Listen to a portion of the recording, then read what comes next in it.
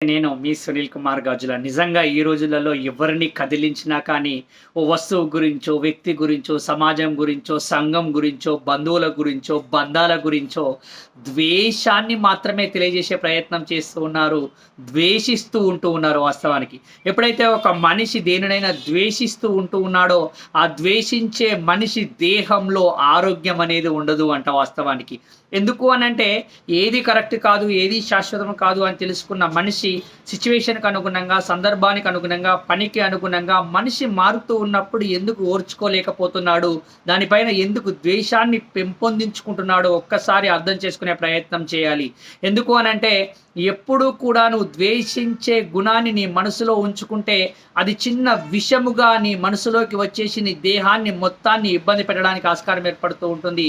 ద్వేషించకుండా ఎదుటి వ్యక్తిని అర్థం చేసుకునే ప్రయత్నం చేస్తే ఆనందంగా ఉంటావు.